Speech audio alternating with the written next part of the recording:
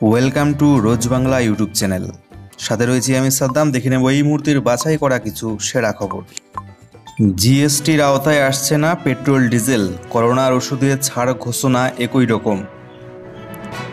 শুক্রবার লখনৌয়ে জিএসটি কাউন্সিলের বৈঠক শুরু হয়েছিল। উপস্থিত ছিলেন কেন্দ্রীয় অর্থমন্ত্রী নির্মলা সীতারামন। পেট্রোল ডিজেল কি জিএসটির আওতায় আসবে? কাউন্সিলের বৈঠকের আগেই সেই প্রশ্ন বারবার উঠছিল, কিন্তু বৈঠক শেষে জানা গেল যে জিএসটির আওতায় আসছে না পেট্রোল ডিজেল। অধিকাংশ রাজ্যের আপত্তি রয়েছে এই ব্যাপারে। উল্লেখ্য, এটি ছিল জিএসটি কাউন্সিলের ৪৫তম বৈঠক। পেট্রোল ডিজেল ইস্যু ছাড়াও জানা গিয়েছে যে ক্যান্সার চিকিৎসার জন্য প্রয়োজনীয় ওষুধের ওপর ১২% থেকে কর কমে হচ্ছে ৫%। এদিকে করোনার ওষুধের ওপর জিএসটি ছাড় একই রকম থাকছে। সেপ্টেম্বর মাসের ৩০ তারিখ পর্যন্ত যে নিয়ম ছিল তাই বহাল থাকছে ৩১শে ডিসেম্বর ২০২১ পর্যন্ত। এছাড়াও সিদ্ধান্ত হয়েছে বেশ কয়েকটি ঔষধ যা করোনার চিকিৎসার জন্য নয় কিন্তু জীবনদায়ী, সেগুলোর ওপর থেকে জিএসটি ছাড় দেওয়া হবে। দীর্ঘদিন ধরেই পেট্রোল এবং ডিজেলকে জিএসটির আওতায় আনার আবেদন করা হচ্ছিল। সেই প্রেক্ষিতেই মনে করা হচ্ছিল যে এই বৈঠকে সিদ্ধান্ত হতে পারে পেট্রোল ডিজেলকে জিএসটির আওতায় আনার জন্য, কিন্তু অবশেষে এর আওতায় আসছে না পেট্রোল ডিজেল, অর্থাৎ জিএসটির আওতার বাইরেই থাকছে পেট্রোল ডিজেল। অনেকেই মনে করছিলেন জিএসটির আওতায় আসলে পেট্রোল ডিজেলের দাম হয়তো অনেকটাই কমতে পারে, কমতে চলেছে, কিন্তু সেটা কিন্তু আর হলো না। জিএসটির আওতার বাইরেই থাকছে পেট্রোল ডিজেল। জন্মদিনে মোদিকে ফুল এবং মিষ্টি পাঠালেন মুখ্যমন্ত্রী মমতা বন্দ্যোপাধ্যায়। প্রধানমন্ত্রী নরেন্দ্র মোদীর জন্মদিনে তাকে ফুল এবং মিষ্টি পাঠালেন মুখ্যমন্ত্রী। শুক্রবার ছিল প্রধানমন্ত্রীর ৭১তম জন্মদিন। বৃহস্পতিবারই তার জন্মদিনের শুভেচ্ছা সহ এই উপহার পাঠিয়েছেন মুখ্যমন্ত্রী। প্রধানমন্ত্রীকে শুভেচ্ছা জানিয়েছেন তৃণমূলের সর্বভারতীয় সাধারণ সম্পাদক তথা সাংসদ অভিষেক বন্দ্যোপাধ্যায়। এদিন টুইট করে প্রধানমন্ত্রীর দীর্ঘ জীবন এবং সুস্থতা কামনা করেছেন তিনি। স্টুডেন্ট ক্রেডিট কার্ডে অসহযোগিতা বহু ব্যাংকের, কড়া পদক্ষেপের পথে এবার নামল রাজ্য সরকার। মুখ্যমন্ত্রী মমতা বন্দ্যোপাধ্যায়ের স্বপ্নের প্রকল্প স্টুডেন্ট ক্রেডিট কার্ড। তৃতীয়বার ক্ষমতায় এসেই নির্বাচনী ইস্তিহারে দেওয়া প্রতিশ্রুতি পূরণ করেছেন তিনি, কিন্তু সেই প্রকল্পেই অনীহা বহু বেসরকারি এবং সরকারি ব্যাংকের। লাগাতার উপভোক্তাদের সঙ্গে অসহযোগিতা করছে সেই ব্যাংকগুলো। এমনকি নবান্নের অনুরোধ সত্ত্বেও এই মনোভাব ব্যাংকগুলো অনড়। তাদের বিরুদ্ধে এবার কড়া পদক্ষেপের পথে হাঁটছে রাজ্য সরকার। প্রয়োজনে অভিযুক্ত ব্যাংকগুলো থেকে সরকারি বিভিন্ন দপ্তরের অ্যাকাউন্ট সরিয়ে নেওয়া হতে পারে বলে জানা যাচ্ছে। সে ব্যাপারে চিন্তাভাবনা করছে ইতিমধ্যেই নবান্ন। শুক্রবার রাজ্যের সব জেলা শাসককে একথা পরিষ্কার করে জানিয়ে দিয়েছেন মুখ্য সচিব হরিকৃষ্ণ দ্বিবেদী। একই সঙ্গে অনাগ্রহী ব্যাংকগুলোর তালিকা তৈরির নির্দেশ দেওয়া হয়েছে রাজ্যের অর্থ সচিবকে। স্বনির্ভর গোষ্ঠীকে ঋণ কিংবা কিষাণ ক্রেডিট কার্ড, রাজ্যের অন্যান্য প্রকল্প নিয়েও বিভিন্ন ব্যাংকের টালবাহানা অব্যাহত। ফলে সরকারি পরিষেবার সুযোগ নিতে গিয়ে কার্যত হেনস্থার মুখে পড়ছে সাধারণ মানুষ। আবার নতুন শুরু হওয়া স্টুডেন্ট ক্রেডিট কার্ডের ক্ষেত্রে অনাবশ্যক দেরি করছে বিভিন্ন বেসরকারি ব্যাংক। কোথাও আবার আবেদনের সময় জমি বাড়ির দলিল জমা রাখতে বলা হচ্ছে। আর ব্যাংকের দোষে সেই ক্ষোভ গিয়ে পড়ছে রাজ্য সরকারের ওপরে। বেশ কয়েকদিন ধরেই নবান্নে জমা পড়েছে ভুরি ভুরি এই বিষয়ে অভিযোগ। বিষয়টি নিয়ে যথেষ্টই ক্ষুব্ধ মুখ্যমন্ত্রী। কিছুদিন আগে প্রধানমন্ত্রী নরেন্দ্র মোদীর কাছে এ প্রসঙ্গে ক্ষোভ উগরে দিয়েছেন তিনি। এরপরে এদিন মুখ্যমন্ত্রীর নির্দেশে সব জেলা শাসককে একটি নোট পাঠান রাজ্যের মুখ্য সচিব। নবান্ন সূত্রে খবর, সেই নোটে হরিকৃষ্ণ দ্বিবেদী লিখেছেন, এটা লক্ষ্য করা যাচ্ছে বারবার বলা সত্ত্বেও স্টুডেন্ট ক্রেডিট কার্ডে ঋণ দেওয়ার ক্ষেত্রে গড়িমসি করছে বেশ কিছু ব্যাংক। মূলত বেসরকারি ব্যাংকগুলোই এটা করছে। ফলে অনেক ছাত্রছাত্রী শিক্ষাবর্ষে ঋণ পাওয়া থেকে বঞ্চিত হচ্ছে। মুখ্য সচিবের দাবি, বেশিরভাগ সরকারি ব্যাংক সহযোগিতার হাত বাড়িয়ে দিয়েছে। কেবল কিছু সরকারি ব্যাংক এবং অধিকাংশ বেসরকারি ব্যাংক চূড়ান্ত অসহযোগিতা করছে। এই অবস্থায় প্রত্যেক জেলা শাসককে নিজ নিজ জেলায় সেই সব ব্যাংকের তালিকা তৈরির নির্দেশ দেওয়া হলো নবান্নের তরফে। কবে থেকে মিলবে মহিলাদের ব্যাংক অ্যাকাউন্টে লক্ষ্মীর ভাণ্ডার প্রকল্পের ৫০০ টাকা এবং ১০০০ টাকা? অবশেষে জানিয়ে দেওয়া হলো নবান্নের তরফ থেকে। ১৬ই সেপ্টেম্বর দুয়ারে সরকার ক্যাম্প শেষ হয়ে গিয়েছে। জোর কদমে চলছে আবেদন খতিয়ে দেখার কাজ। দ্রুত সেই কাজ শেষ করার নির্দেশ দেওয়া হয়েছে নবান্নের তরফে। নবান্ন সূত্রে খবর, পুজোর আগেই লক্ষ্মীর ভাণ্ডারের টাকা সমস্ত মহিলার ব্যাংক অ্যাকাউন্টে পাঠানো হবে। জানা গিয়েছে দুয়ারে সরকার শিবিরে সব থেকে বেশি আবেদন জমা পড়েছে লক্ষ্মীর ভাণ্ডার প্রকল্পের জন্য। এরপরে রয়েছে স্বাস্থ্যসাথী কার্ড, পাশাপাশি খাদ্যসাথী এবং কাস্ট সার্টিফিকেটের জন্য বহু আবেদন জমা পড়েছে এবার দুয়ারে সরকার কর্মসূচির মাধ্যমে। রাজ্য জুড়ে মোট ৯২,০৪৮টির শিবির করার সিদ্ধান্ত নেওয়া হয়েছিল, তবে এর মধ্যে ৯১,৯০৩টি শিবির করা সম্ভব হয়েছে। এই সকল শিবিরে নাম লিখিয়েছেন ৩,৫৮,০০০ 58,74,991 জন। এর মধ্যে শুধুমাত্র লক্ষ্মীর ভাণ্ডার প্রকল্পে জমা পড়েছে আবেদন 1,79,26,368টি।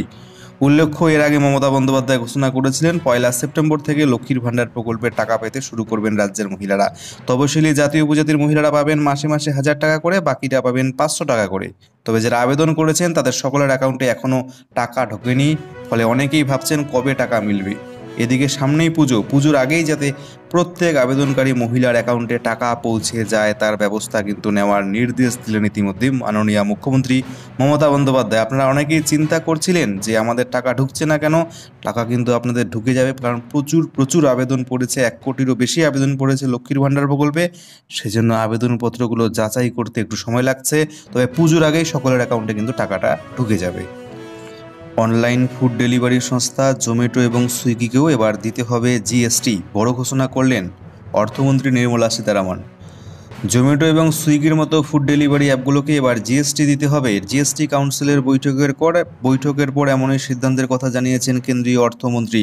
তবে এই নতুন ঘোষণায় সম্ভবত ক্রেতাদের ওপর বাড়তি বোঝা চাপছে না, কারণ এতদিন জোম্যাটো বা সুইগি যে রেস্তোরাঁ থেকে খাবার সংগ্রহ করত, সেই রেস্তোরাঁকেই বিক্রিত খাবারের দামের ওপর জিএসটি দিতে হতো সরকারকে। এবার থেকে রেস্তোরাঁর বদলে জিএসটি দিতে হবে জোম্যাটো সুইগিকে। বর্তমানে জোম্যাটো সুইগির মতো অ্যাপগুলো টিসিএস বা ট্যাক্স কালেক্টেড অ্যাট সোর্স হিসেবে নথিভুক্ত রয়েছে, অর্থাৎ উৎসই নির্দিষ্ট পরিমাণ কর তাদের থেকে কেটে নেওয়া হয়। রাজস্ব সচিব তরুণ বাজাজ জানিয়েছেন, নতুন কোনো কর গ্রাহকদের উপর চাপানো হচ্ছে না, শুধুমাত্র কর আদায়ের উৎসে পরিবর্তন করা হচ্ছে। রাজস্ব সচিব বলেন, ধরা যাক কেউ ওই অ্যাপগুলোর মাধ্যমে কোনো রেস্তোরাঁ থেকে খাবারের অর্ডার দিলেন, কিন্তু অনেক ক্ষেত্রে সংশ্লিষ্ট রেস্তোরাঁ জিএসটি দিচ্ছিল না সরকারকে। এবার থেকে যখনই কোনো ক্রেতা ওই অ্যাপ ব্যবহার করে খাবারের অর্ডার দেবেন, তখন ওই অ্যাপগুলো তাদের অর্থাৎ রেস্তোরাঁর কাছ থেকে জিএসটি নিয়ে নেবে। রেস্তোরাঁর বদলে তারাই কর্তৃপক্ষই অর্থাৎ জোম্যাটো বা সুইগি কিন্তু রেস্তোরাঁর কাছ থেকে জিএসটিটা এবার কালেক্ট করবে, তারপরে সেই জোম্যাটো বা সুইগি সেই জিএসটির টাকাটা কিন্তু কেন্দ্রীয় সরকারের কাছে পাঠাবে। এভাবে কিন্তু এই নিয়মেই কিন্তু বদল আসলো। প্রসঙ্গত, রেস্তোরাঁগুলোর কর ফাঁকি দেওয়ার প্রবণতা বন্ধ করতে এই সিদ্ধান্ত নেওয়া হয়েছে কেন্দ্রীয় সরকারের তরফ থেকে, এমনটাই কিন্তু দাবি করেছেন কেন্দ্রীয় রাজস্ব সচিব। বেকার যুবক যুবতীদের জন্য বড় ঘোষণা কেন্দ্রের মোদী সরকারের। 50,000 যুবককে বিনা খরচে কাজ শেখাবে রেল। ঘোষণা আবেদনের যোগ্যতা। দেশের 50,000 যুবককে হাতে কলমে বিভিন্ন রকমের কাজ শেখাবে ভারতীয় রেল। শুক্রবার প্রধানমন্ত্রী নরেন্দ্র মোদীর জন্মদিনে এমন এই উদ্যোগের কথা ঘোষণা করল রেল। জানানো হয়েছে, দেশের বিভিন্ন প্রান্তে থাকা 75টি রেলওয়ে ট্রেনিং ইনস্টিটিউটে এই প্রশিক্ষণ দেওয়া হবে। এর মধ্যে পশ্চিমবঙ্গ রয়েছে 9টি কেন্দ্র। এমনভাবে প্রশিক্ষণ কেন্দ্রগুলো বাছা হয়েছে যাতে দেশের সর্বত্র থাকা যুবক যুবতীরা এই প্রশিক্ষণের সুযোগ পান। এই কর্মসূচিতে গ্রামীণ এলাকায় প্রশিক্ষণের ব্যবস্থাও থাকছে। শুক্রবার রেলমন্ত্রী অশ্বিনী বৈষ্ণব প্রকল্পের সূচনা করেন। তিনি জানিয়েছেন, প্রধানমন্ত্রী কৌশল বিকাশ প্রকল্পের অন্তর্গত এই কর্মসূচি। এই প্রকল্পটি দেশের স্বাধীনতার 75তম বছর পূর্তি উপলক্ষে কেন্দ্রের ঘোষণা করা অমৃত মহোৎসবের অঙ্গ। এই প্রশিক্ষণ কর্মসূচির নাম দেওয়া হয়েছে রেল কৌশল বিকাশ যোজনা। রেলমন্ত্রী বলেন, এই প্রকল্পের লক্ষ্য শিল্প উপযোগী বিভিন্ন বিষয়ে উন্নত মানের প্রশিক্ষণ দিয়ে যুবক যুবতীদের দক্ষ করে তোলা। রেল কৌশল বিকাশ যোজনায় দেশের দূরতম প্রান্তের যুবক যুবতীদেরও প্রশিক্ষণ দেওয়া হবে রেলের তরফে। এছাড়াও রেলের তরফে জানানো হয়েছে, প্রশিক্ষণের শেষে শংসাপত্র দেওয়া হবে। যুবক যুবতীদের রেলের পক্ষে শংসাপত্র দেবে national rail and transportation institute. প্রশিক্ষণের শেষে ট্রেড অনুযায়ী কিছু যন্ত্রপাতিও দেবে রেল। দাবি করা হয়েছে, প্রশিক্ষণের পাশাপাশি যুবকদের স্বনির্ভর হওয়ার সুযোগ করে দিতেই এই নতুন উদ্যোগ প্রধানমন্ত্রী নরেন্দ্র মোদীর। রেলের তরফে বলা হয়েছে, 3 বছরে মোট 50,000 যুবক যুবতীকেই প্রশিক্ষণ দেওয়া হবে। প্রাথমিকভাবে 1000 জনকেই প্রশিক্ষণ দেওয়া হবে। ইলেকট্রিশিয়ান, ওয়েল্ডার, মেশিনিস্ট, ফিটার এই 4টি বিষয়ে 100 ঘন্টা ধরে মূল প্রশিক্ষণ দেওয়া হবে। মাধ্যমিক স্তরের পরীক্ষায় প্রাপ্ত নম্বরের ভিত্তিতে প্রশিক্ষণ প্রার্থীদের বাছাই করা হবে। 19 থেকে 35 বছর বয়সীরা প্রশিক্ষণের জন্য আবেদন করতে পারবেন। তবে প্রশিক্ষণ শেষে চাকরি দেওয়ার কোনো প্রতিশ্রুতি বা গ্যারান্টি কিন্তু রেল দিচ্ছে না। নেক্সট গুরুত্বপূর্ণ খবরটির দিকে আমরা চোখ রাখবো। একজনও রাজ্য পুলিশ নয়, ভবানীপুরের ভোট সামলাবে শুধুমাত্র কেন্দ্রীয় বাহিনী। ভবানীপুর সহ রাজ্যের 3টি আসনের ভোট গ্রহণে বুথের দায়িত্ব থাকছে না কোনো রাজ্য পুলিশ, বুথ সামলাবেন কেন্দ্রীয় বাহিনীর জওয়ানরাই। এর মধ্যে মোট 52 কোম্পানি বাহিনী মোতায়েন করেছে নির্বাচন কমিশন, যার মধ্যে 15 কোম্পানি বাহিনী রুট মার্চের জন্য ইতিমধ্যেই রাজ্যে এসে পৌঁছে গিয়েছে। বিধানসভা ভোটে রাজ্যে বিপুল সংখ্যক কেন্দ্রীয় বাহিনী মোতায়েন করেছিল কমিশন। নামমাত্র ছিল রাজ্য পুলিশ। বুথ পরিচালনা থেকে ভোট গ্রহণ এবং গণনা সবেতেই নজরদারি ছিল কেন্দ্রীয় বাহিনীর। এবার ভবানীপুর উপনির্বাচন এবং অন্য 2 কেন্দ্রে নির্বাচনেও সেই একই পথ নিচ্ছে কমিশন। রাজ্য মুখ্য নির্বাচনী অফিসের এক আধিকারিক জানান, বিগত ভোটের মতো এই ভোটেও মূল দায়িত্বে থাকবে কেন্দ্রীয় বাহিনী। 3টি কেন্দ্রের প্রায় সব বুথেই থাকবে তারা। অর্থাৎ বলা ভালো 100% কেন্দ্রীয় বাহিনী দিয়েই হবে উপনির্বাচন। কমিশন সূত্রে জানা গিয়েছে, ভবানীপুরের 288টি বুথের জন্য 15 কোম্পানি, জঙ্গিপুরের 363টি বুথের জন্য 18 কোম্পানি, শমশেরগঞ্জে 329টি বুথের জন্য 19 কোম্পানি বাহিনী আসছে রাজ্যে। সর্বশেষে রাজ্যের ওয়েদার রিপোর্টটির দিকে আমরা একবার চোখ বুলিয়ে নেব। আবহাওয়া দপ্তরের তরফ থেকে যে পূর্বাভাস দেওয়া হয়েছে সেখান থেকে আমরা জানতে পারছি আগামী 3 দিন দক্ষিণবঙ্গ জুড়ে বৃষ্টির সম্ভাবনা রয়েছে। আজকে দক্ষিণবঙ্গের বৃষ্টি বেশি হবে দক্ষিণ 24 পরগনা, পূর্ব মেদিনীপুর এবং পশ্চিম মেদিনীপুরে। এছাড়া দক্ষিণবঙ্গের বাকি জেলায় হালকা থেকে মাঝারি বৃষ্টি চলবে। রবিবার 2 মেদিনীপুর, ঝাড়গ্রাম, নদিয়া এবং দক্ষিণ 24 পরগনা সহ বেশ কিছু জেলায় ভারী বৃষ্টির সম্ভাবনা। কলকাতাতে হালকা থেকে মাঝারি বৃষ্টি হবে, 2-1 জায়গায় বিক্ষিপ্ত ভারী বৃষ্টি হতে পারে। অন্যদিকে উত্তরবঙ্গের দার্জিলিং এবং কালিম্পং জেলায় আগামী 24 ঘন্টায় ভারী বৃষ্টির সতর্কতা জারি করা হয়েছে। এছাড়াও উত্তরবঙ্গের বাকি জেলাগুলোতে হালকা থেকে মাঝারি বৃষ্টিপাতের সম্ভাবনা রয়েছে। এই মুহূর্তের গুরুত্বপূর্ণ খবরগুলো এখানে শেষ করছি।